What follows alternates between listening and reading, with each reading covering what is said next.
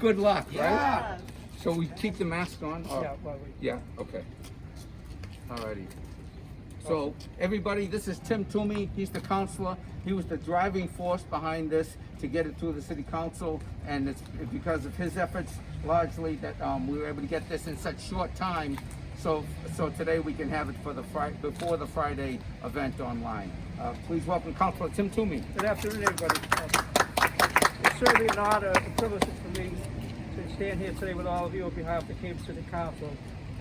Dedicate this very special sign to a very special person that founded the Ding Home Comedy Club. We're naming this pole today in the future, hopefully for plaque on the building, in honor and memory of Barry Crimmins. We'd like to acknowledge his wife, Helen Crimmins, who's here with us today. Welcome you. You came and you have you here with us. I also want to thank so many other people. Jimmy helped so much, and all of you here today helped to put this together. And special thanks to Naomi Stevens in my City Council office, to Nicholas John, the Legislative Aide, City Hall, to Fabiano Mall, the Public Works Department, for their assistance for putting up the sign. So a lot of people came together to make this happen. So it's a great day for us to remember a lot of great memories, the site, and all the friendships that we've had and developed over the years. So with that, I'd like to turn this over to our good friend Jimmy Tingle. Thank you so much for all you've done to help us today. Thank you, Tim. Thank you. How about it for the counselor? Thank you, counselor. Excellent.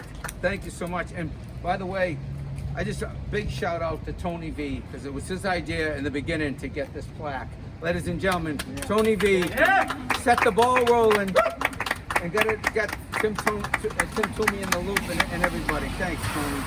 And as you know, right now we're going to start off with a little invocation by Louis Randa, who is the executive director of the Peace Abbey in Sherburne, where Barry received the Courage of Conscience Award in the late 90s. And Louis is also quite the spiritual leader when it comes to peace and justice. As we begin a ceremony honoring Barry, we would be well to just take a moment of silence.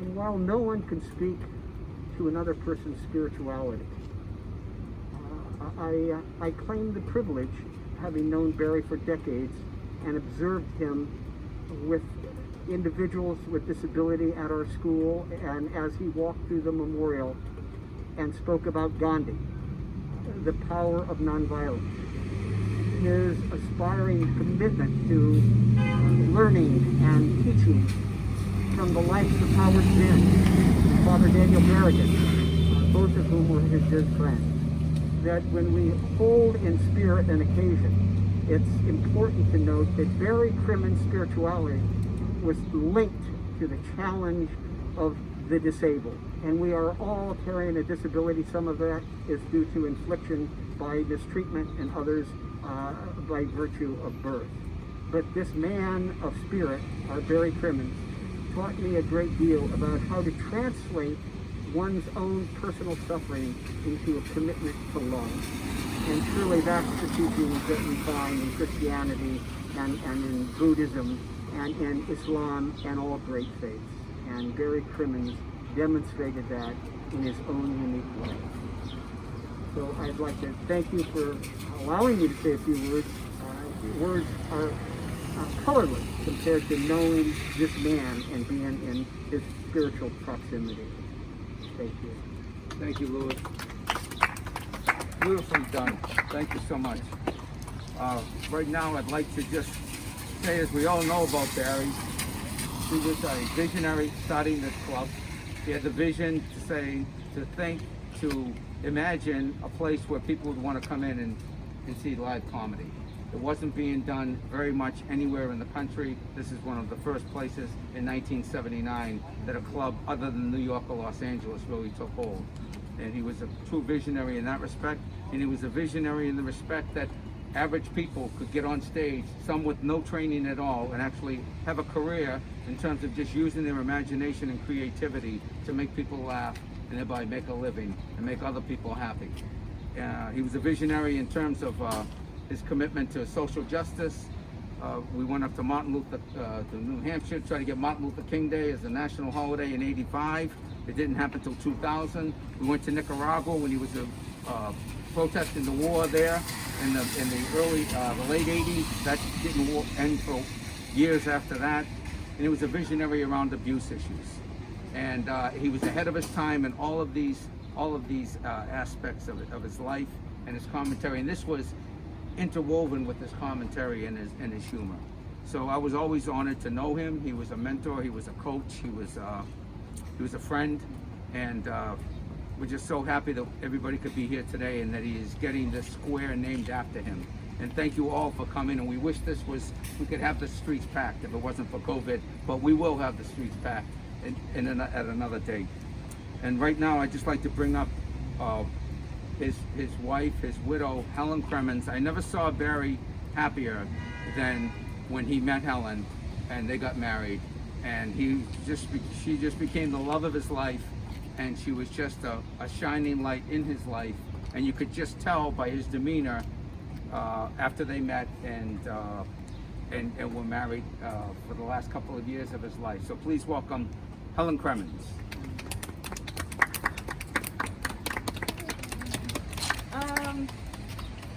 So I didn't know how I would react to all this. I know it's a very happy occasion, but I'm really proud of everything that Barry did for so many people, and I'm just happy to know all of you, and happy that you continue to be in my life even though Barry is gone. I miss him, I love him, I'm proud of him. He would love this. And I just didn't expect to be so overwhelmed right now, but I am, and I thank Jimmy for helping to put this together, and I thank Tony for following up with getting this done.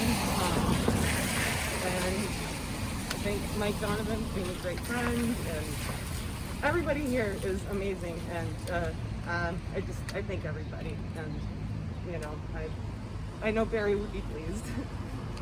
So thank you. Thank you, Helen. Thank you.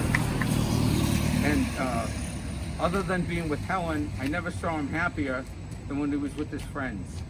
A few of whom are here today: Jim Infantino, and Mike Donovan, and this next speaker right now, who again set this whole ball rolling about getting the plaque out. Initially, we wanted to have the plaque on the ding ho. It has to go through the historical committee, the Historical Society of Cambridge, and eventually that hopefully will happen. But in the interim, he got together with Tim Toomey and made this happen before the July 3rd event that we're having online on Zoom, which is also Barry's birthday.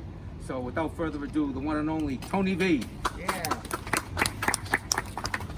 I'd also like to give a shout out to Jim Henry, who was instrumental from Sal Di Domenico's office, who I had his ear, and that's how this whole thing. And Tim, thank you very much. Let me sum up how I think Barry would handle this situation right now. He would look at this pole in the sign and go, I did nothing. I don't deserve this. It was a communal effort. I wish the sign were bigger.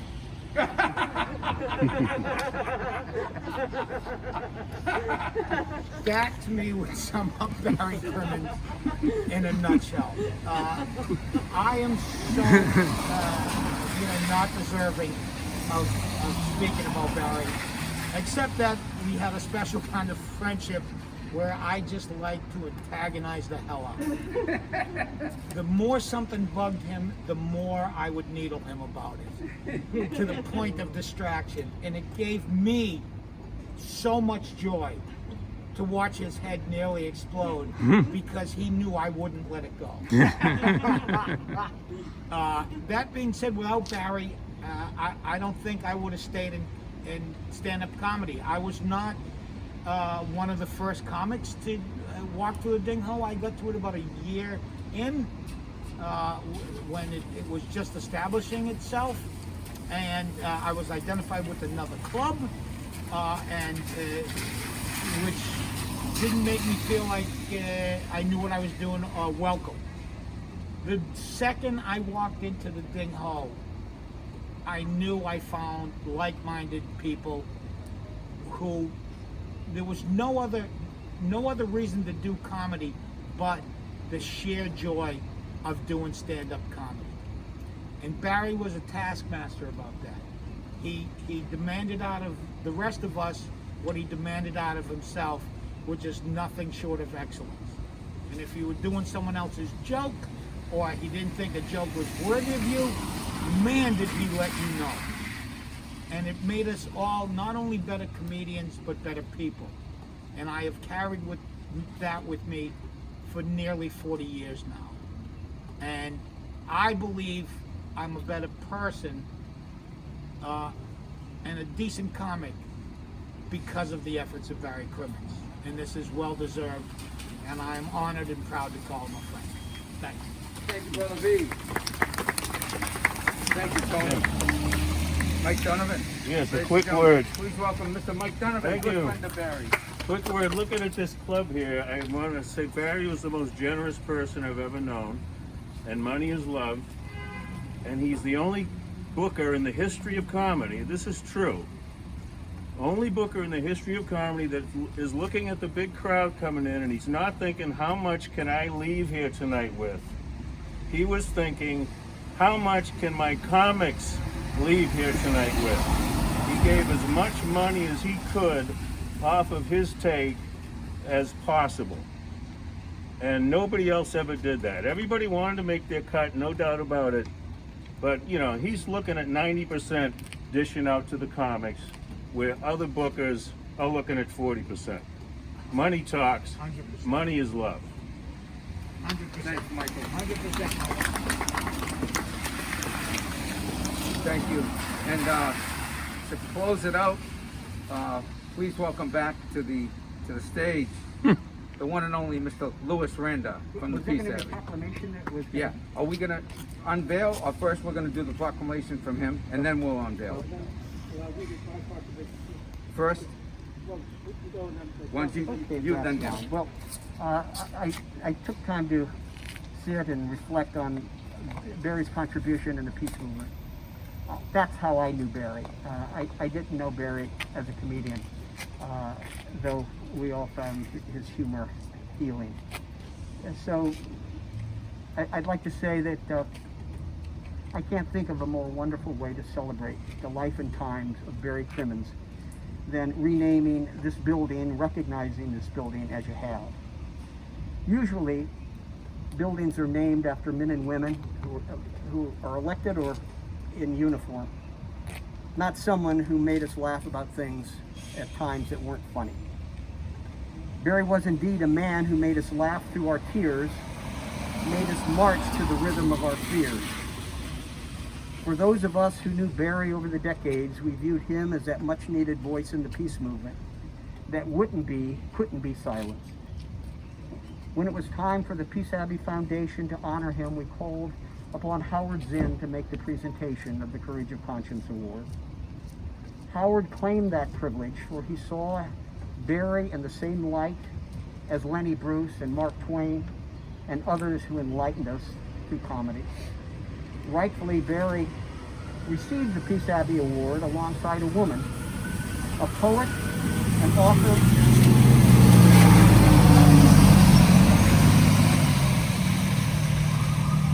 who knew the tragedy of assault as a child. I refer here to Maya Angelou, who lovingly hugged Barry Crimmins following the ceremony, knowing why the cage bird sings. Barry spoke out against war and injustice, both international and interpersonal. He was an early voice to speak out against the abuse of children, himself having suffered such indignities. He exposed online chat rooms on AOL that targeted kids, and in turn, he was targeted by hate groups. While he could make you laugh as surely as he could make you cry, he made members of Congress grimace when he spoke before congressional committees, protested in front of the Capitol and the White House. People stood in line to see him on stage in comedy clubs as he talked about things at times that weren't funny at all. Barry had that about him. As a political satirist and social commentator, he knew how to take the tragedy of life and turn it on its head, knew how to expose the truth about evils in the world without hesitating to expose his own tragedy. Through his pain, the pain of others became magnified. It is really perfect that people will have to look up to read his name on this sign, for Barry always forced people to look up, to get their heads out of the sand, and to look up as through his analysis and understanding of what needs to be transformed in our country and in the world, up to his vision of justice and peace. Barry Crimmins was lots of things to lots of people. To some, he was a reminder to look out for others. To others, he was like a choral conductor who helped the voices of resistance harmonize through the common denominator of humor. And to me and those who loved him, he was an example of how to go about one's life to make the greatest commitment, to make things better. Barry had a tremendous impact on the lives of countless people. I think it's fair to say, in the spirit of the legacy of the peace movement, which he emceed the award ceremony at the Kennedy Library, that he was a litmus test to one's sincerity, to one's devotion to cause. I will always remember his closing words at the anti-war demonstration on the Boston Common in the early 70s, with tens of thousands of people listening. He said, "So long as I draw breath, there will be a peace movement." And then he finished with, "And I know you all feel the same." Yes, we do, Barry. And knowing that this building will be named after you, that people will recognize what took place in this building, to lift people's spirits, to lift people's attitude towards one another, we feel blessed by that. Your name, my dear friend, is a code word for love. Barry Crimmins is a code word for sanity. Barry Crimmins is a code word for decency. Barry will be honored with a plaque at the Pacifist Memorial in Sherburne, next to Mark Twain, and near his dear friends Dan Berrigan and Muhammad Ali, who he met at the Peace Abbey, and so many others. God bless you, Barry. I keep my fingers crossed when I cross the street, because when I think of Barry Crimmins, the symbol I see in my mind is he always had his fingers crossed that things would get better, and he devoted his life to that. Thank you. Beautiful, Louis. Thank you so much. So right now, Tim Toomey will read the proclamation from the city of Cambridge, and then we'll unveil the... Helen? Please.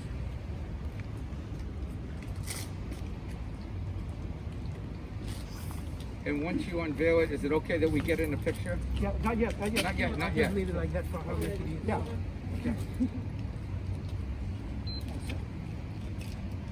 This is a policy order introduced by myself, Councilor Toomey, and adopted by the entire Cambridge City Council. Whereas it has come to the attention of the City Council that the former location of the legendary Ding Ho Comedy Club will be dedicated in honor of its founder, comedian, and political activist, Barry Crimmins. Whereas Barry Crimmins was born on July 3rd, 1953, in Kingston, New York, and was the proud son of Philip Crimmins and Margaret Hu. And whereas Barry grew up in Skinny Atlas, New York, in the Finger Lakes region near Syracuse, where he played football and baseball for Skinny Atlas Central High, and discovered his passion for comedy at an early age. Whereas Barry was a central figure on the Boston comedy scene in the 1980s. He was the founder of the Ding Ho Comedy Club in Cambridge, which helped start the career of many well-known comedians, such as Jimmy Tingle, Paula Poundstone, Dennis Leary, Stephen Wright, Lenny Clark, Don Gavin, Jack Gallagher, Tony V, Kenny Rogerson, Mike McDonald, Brian Kiley, Chance Lang, and many more. And whereas, as well as being known for his blistering takedown of hypocrisy, Barry was also known for his political activism on behalf of the victims of childhood sexual abuse, and served a critically important role in bringing to light the link between the internet and child pornography traffickers. Whereas Barry appeared before the Senate Judiciary Committee in 1995 to testify about his investigations of online pornography and child abuse, and live to see his efforts lead investigators in AOL to take action against the abusers. Whereas Barry's career in activism were chronicled in Bobcat Goldthwait's 2015 documentary, Call Me Lucky. Whereas married the love of his life, Helen, in 2017, and they resided near Syracuse, New York. Whereas Barry will long be remembered for his powerful comedic monologues, his endless compassion, his fierce political activism, and the love he has for his family and friends. Now therefore be resolved that the Cambridge City Council go on record dedicating the former site of the Dingho Comedy Club to its founder, Barry Crimmins, honoring the contributions he made to the Cambridge community and the world beyond, and be it further resolved that the city clerk be and hereby is requested to prepare a suitably gross copy of this proclamation, the presentation of the dedication ceremony on Tuesday, 2010, on behalf of the entire Cambridge City Council.